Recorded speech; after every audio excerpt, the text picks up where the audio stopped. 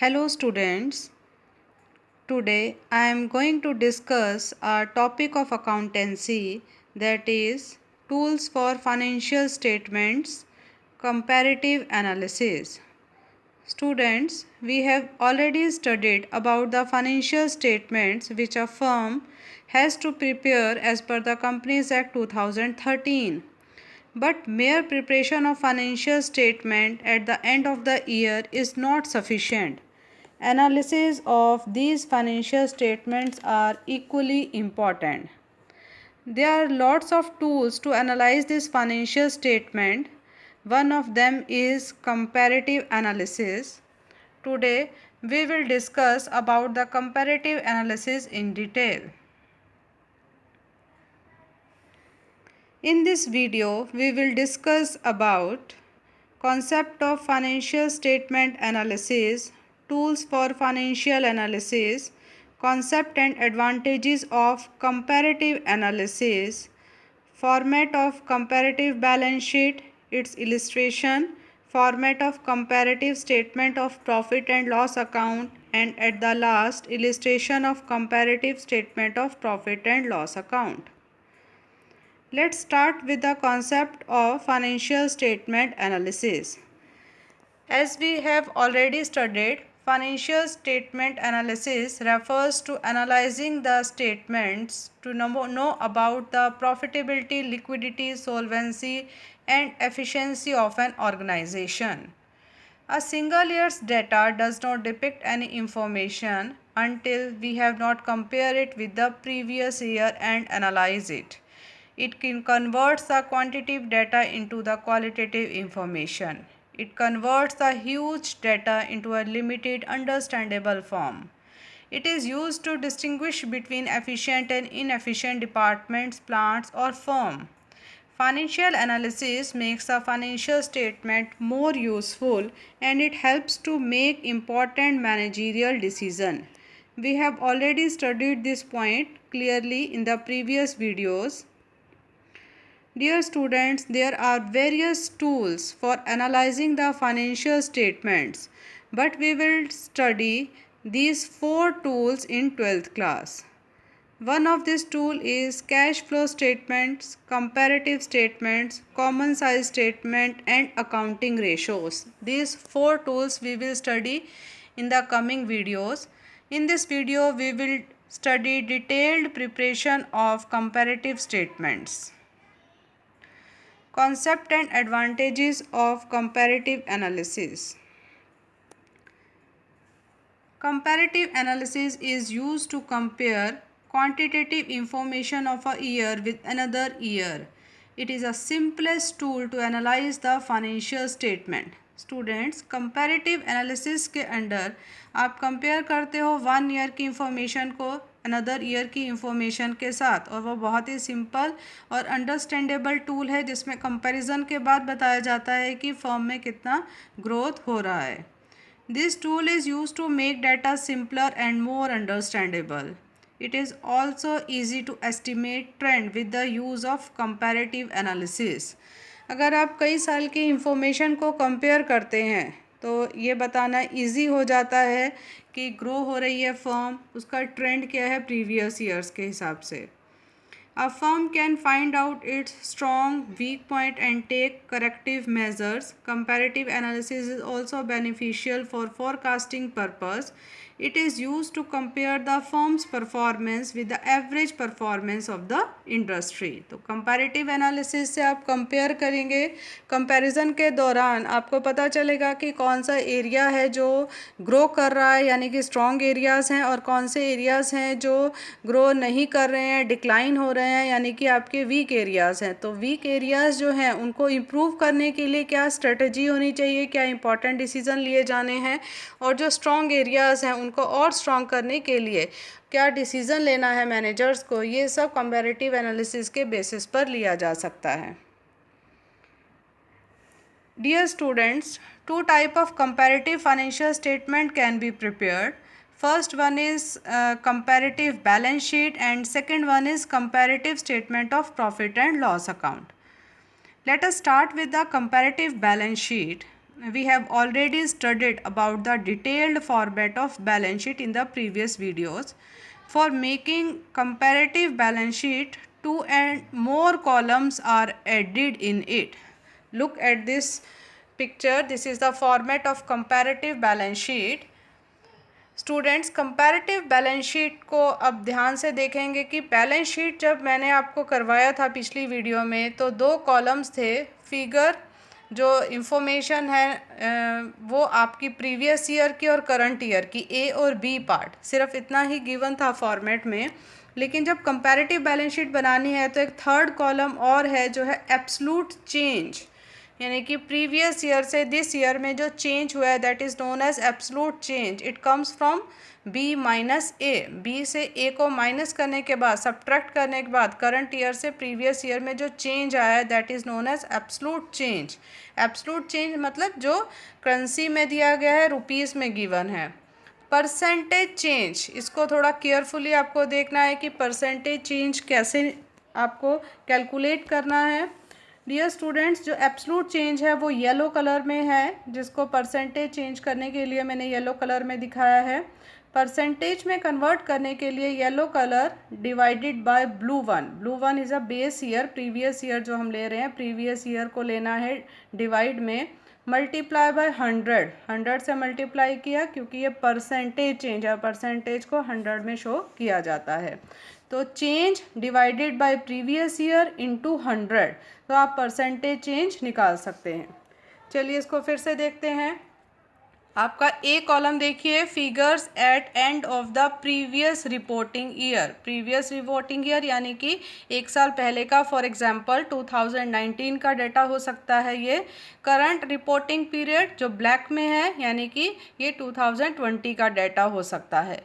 First one है share capital, यानी कि last year share capital 10 lakh rupees थी, लेकिन इस साल शेयर कैपिटल 20 लाख रुपीज़ है. There is an increase of 10 lakh rupees, 10 to 20. तो चेंज जो आप देखेंगे येलो में वो है 10 लाख रुपीज़. इसको जब आप परसेंटेज चेंज निकालेंगे, येलो वन यानी कि change divided by previous year blue one into 100, तो आपका 100% चेंज आता है. सेकेंड आप देखिए reserve and surplus. Last year आपने रिज़र्व में 6 लाख रुपीज़ डाले थे, इस साल आपने रिज़र्व में 4 लाख रुपीज़ डाले हैं. 6 to 4 यानी कि decrease in reserves and surplus, decrease हो रहा है. तो स्टूडेंट्स जब डिक्रीज़ आपको शो करना है तो आप उसको ब्रैकेट में क्लोज करते हैं. ये 2 लाख रुपीज़ को हमने ब्रैकेट में क्लोज कर दिया है, तो ये डिक्रीज़ हो गया है रिज़र्व एंड सरप्लस में. इसकी परसेंटेज आपने निकाली, वही चेंज जो आया है 2 lakh divided by base year यानी कि 6 लाख इंटू 100. तो जो परसेंटेज होगी उसको भी हमने बेस में डाल दिया है. और आपकी अंडरस्टैंडिंग के लिए स्टूडेंट्स मैंने नेगेटिव को रेड कलर में डाला है और जो पॉजिटिव है यानी कि जो चेंज इंक्रीज़ हुआ है, ग्रोथ हुआ है, उसको ग्रीन में डाला है. Next one is long term borrowing. 10 lakh से 16 लाख हो गई, 10 to 16 यानी कि इंक्रीज़ हो गई है, तो यानी 60% इंक्रीज़ हुआ है. Next one is other long term liability 40,000 to 20,000. There is an decrease in long term liability. Decrease है तो हमने इसको ब्रैकेट में क्लोज कर दिया, डिक्रीज़ हो रहा है तो नेगेटिव इसको शो कर रहे हैं. Other long term liability 60 to 80, that is increase in the other long term provisions. इसको 33.3% इंक्रीज़ हुआ है. इसी तरह से करंट लाइबिलिटीज़ में भी 2 लाख शॉर्ट टर्म बोरोइंग है जो रिड्यूस होके 1 लाख हो गई, तो रिड्यूस हुआ है, दैट्स वाई इसको ब्रैकेट में क्लोज किया गया है. और इसको जब परसेंटेज शो किया जाएगा तो भी इसको ब्रैकेट में क्लोज किया जाएगा. तो बहुत सारे स्टूडेंट्स जब इसको कैलकुलेट करते हैं परसेंटेज को, तो एक मेजर मिस्टेक यही करते हैं कि change divided by current year करते हैं, लेकिन change divided by previous year का डाटा आपको करना है मल्टीप्लाई बाय 100. तो इस तरह से ये जो फॉर्मेट है कंपैरेटिव बैलेंस शीट का, बिल्कुल बैलेंस शीट है जैसे आपकी थी, वही 2 कॉलम है. 2 कॉलम और ऐड कर दिए गए हैं, absolute change and percentage change. ये बच्चों आपकी लाइबिलिटी साइड है. लाइबिलिटी साइड का टोटल 35 लाख 51 लाख टोटल है. टोटल में भी इंक्रीज़ हम शो कर रहे हैं कि लाइबिलिटीज़ जो हैं वो इंक्रीज़ हुई हैं, 45.7% इसमें इंक्रीज़ हुआ है. रिमेनिंग पार्ट है ये कंपैरेटिव बैलेंस शीट का सेकंड पार्ट, यानी कि एसेट साइड। बच्चों तुम्हें आपको याद होगा कि बैलेंस शीट की एसेट्स और लायबिलिटी साइड हमेशा इक्वल होती है, तो लायबिलिटी साइड में भी 35 लाख और 51 था, तो यहाँ पर भी 35 लाख और 51 लाख है टोटल। और यहाँ पर भी चेंज देखा जाए तो टेंजेबल एसेट्स में चेंज हो रहा है 16 लाख टू 28 लाख, तो 12 लाख का इंक्रीज़ हो रहा है। और इंक्रीज़ को परसेंटेज में कैसे निकालना है, क्या याद है आपको? कैसे निकालेंगे ये 75%? 12 lakh divided by 16 lakh into 100। Next one is कैसे निकालेंगे? 2 lakh divided by 4 lakh into 100। तो इस तरह से ये चेंज जो है वो आपको निकालना है और परसेंटेज निकालना है। माइनस की फिगर होगी तो ब्रैकेट में क्लोज करना है, परसेंटेज को भी ब्रैकेट में क्लोज करना है। जस्ट फॉर आपकी रिव्यू के लिए इसको ग्रीन और रेड कलर में किया गया है कि नेगेटिव को ब्रैकेट में क्लोज करना है। ये आपका बन गया बच्चों format of comparative balance sheet.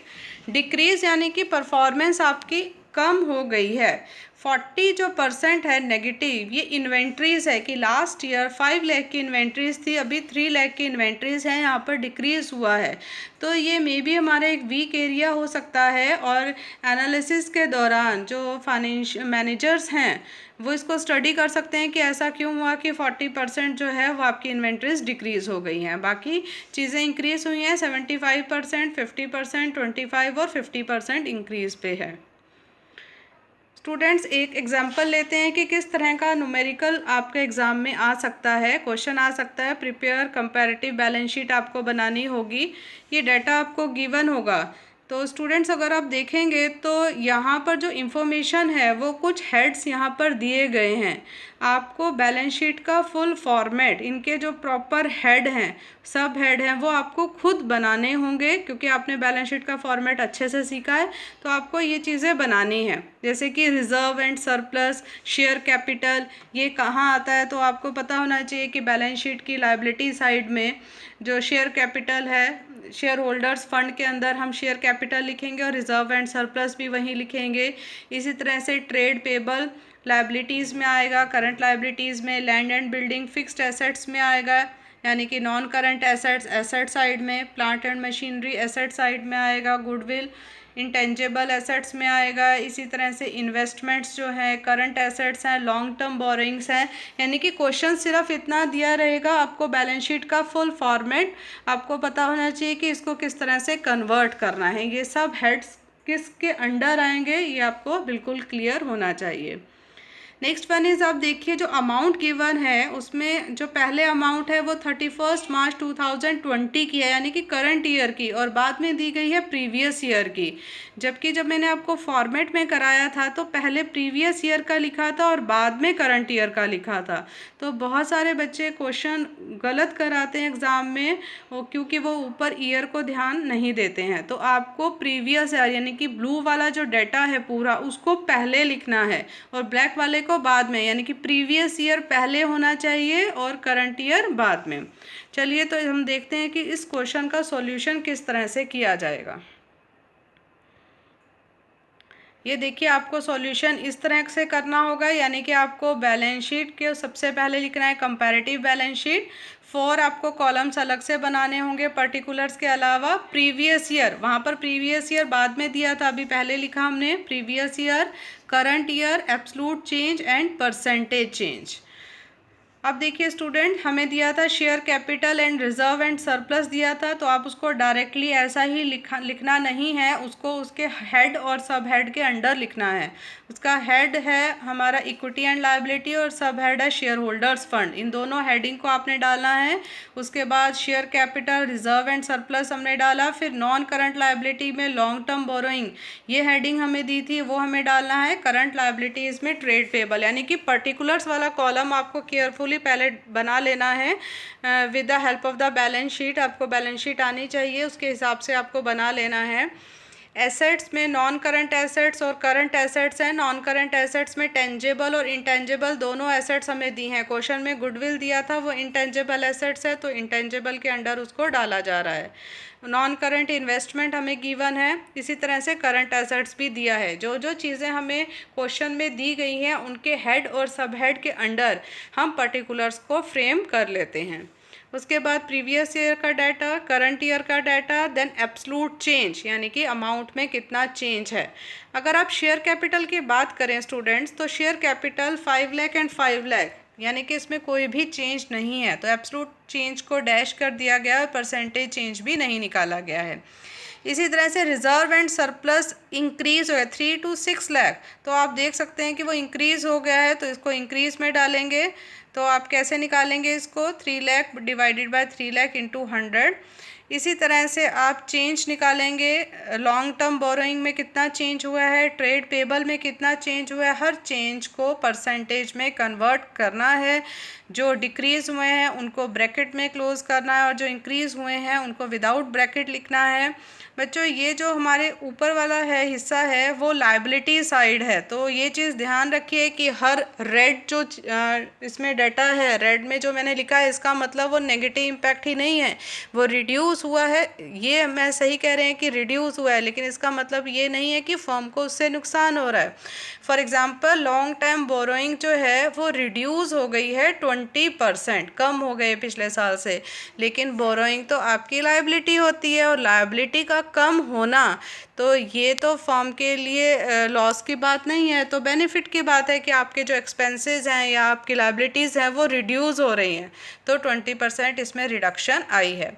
लेकिन एसेट्स रिड्यूस हो रही हैं, तो इसका रीज़न आपको फाइंड आउट करना होगा कि एसेट्स क्यों रिड्यूस हो रही हैं।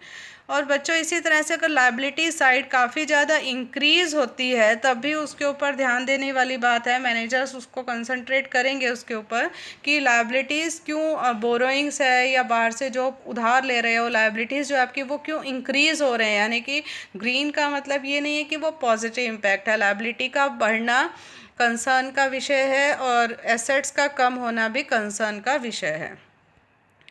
Next one is format of comparative statement of profit and loss account. तो प्रॉफिट एंड लॉस अकाउंट का फॉर्मेट पिछली वीडियो में हमने समझा है, और जब comparative statement of profit and loss बनाना हो तो वही 2 कॉलम आपको और ऐड करने हैं, that is absolute change and next one is percentage change. Absolute change आप निकाल सकते हैं और फिर परसेंटेज चेंज भी आप निकाल सकते हैं। इसी तरह से जो नेगेटिव में है उसको ब्रैकेट में क्लोज कर दिया गया है और जो प्लस में है उसको प्लस में ही रखा गया है। तो आप देखिए रेवेन्यू फ्रॉम ऑपरेशन।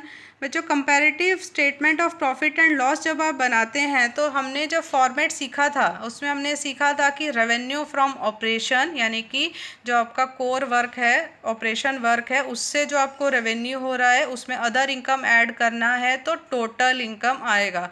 तो जब आप कंपैरेटिव स्टेटमेंट बनाएंगे तब भी इनका जो डाटा है वो आपको प्लस करना है प्रीवियस ईयर का।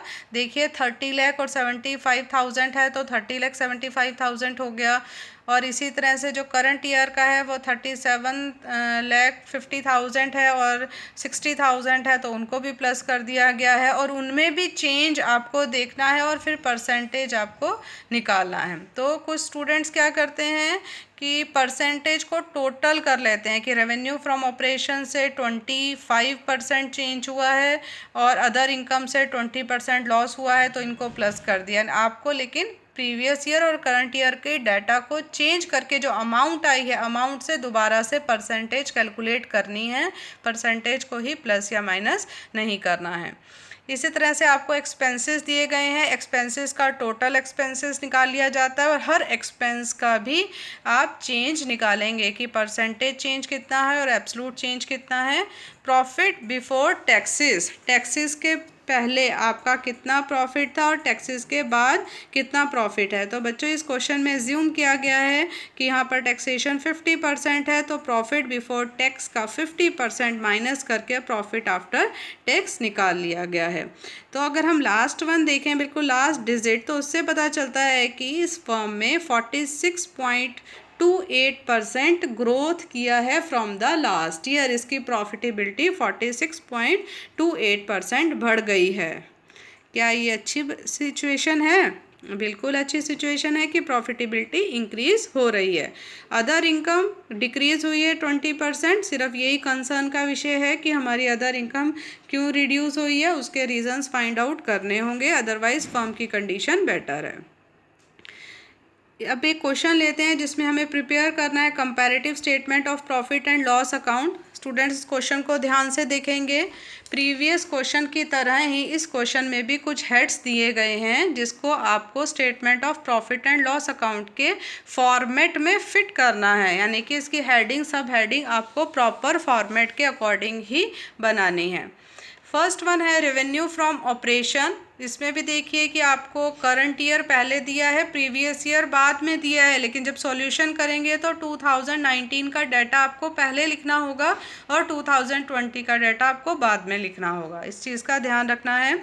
रेवेन्यू फ्रॉम ऑपरेशन दिया है, अदर इनकम दी है। नेक्स्ट है employees benefit expenses 60% of total revenue. Employees के जो बेनिफिट के खर्चे हैं वो रेवेन्यू का 60% है।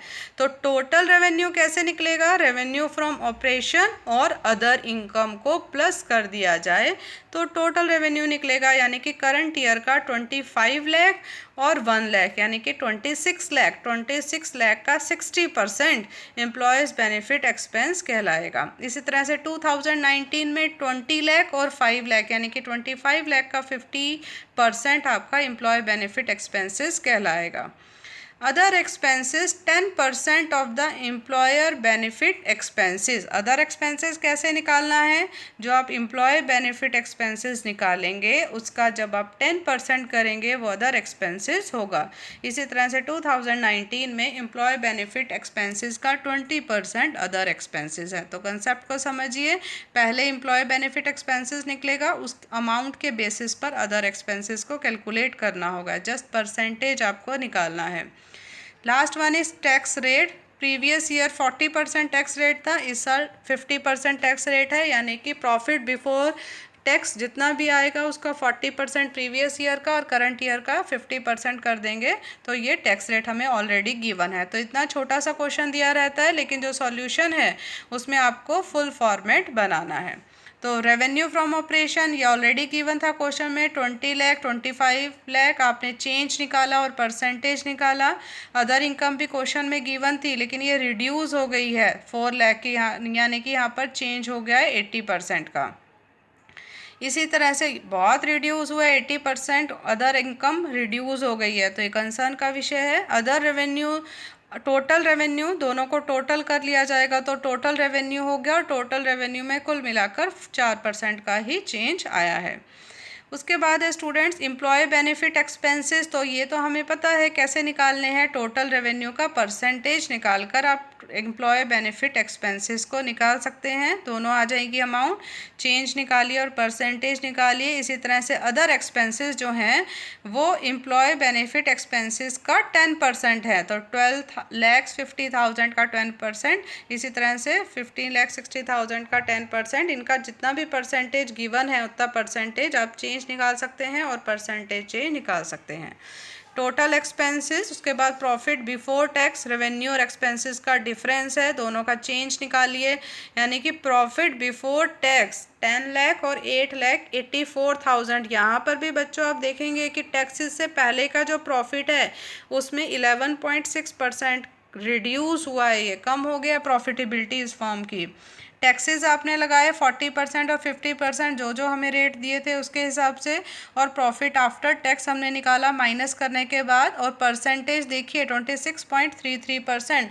तो स्टूडेंट्स आपको सिर्फ ये सॉल्यूशन ही नहीं निकालना है, आपको इसका एनालिसिस भी आना चाहिए। अगर इसी क्वेश्चन में बोला जाए कि बताइए फर्म की प्रॉफिटेबिलिटी इंक्रीज़ हो रही है या डिक्रीज़ हो रही है, या फर्म की पोजीशन कैसी है, तो इसको आप देखकर क्या बताएंगे कि नहीं फर्म जो है वो डिक्लाइन हो रही है, उसका प्रॉफिट बिफोर टैक्स और आफ्टर टैक्स रिड्यूस हो रहा है, अदर इनकम का लेवल कम हो रहा है, एक्सपेंसेस काफ़ी बढ़ रहे हैं, कुछ एक्सपेंसेस अदर एक्सपेंसेस कम हुए हैं, बाकी एक्सपेंसेस उसके इंक्रीज हो रहे हैं। तो फर्म में 26.33 जो है वो रिड्यूस हुई है, इसका ट्रेंड बेटर नहीं है। तो इसके रीजंस फिर फाइंड आउट किए जाएँ कि अदर इनकम के कौन कौन से सोर्सेज थे और किन सोर्सेज में रिडक्शन हुई है, उसका क्या रीज़न रहा है, फ्यूचर में क्या प्लानिंग की जाए, क्या डिसीजंस लिए जाएँ, क्या स्टेप्स उठाए जाएँ जिससे कि ये रिडक्शन जो है वो इंक्रीज़ में कन्वर्ट हो जाए।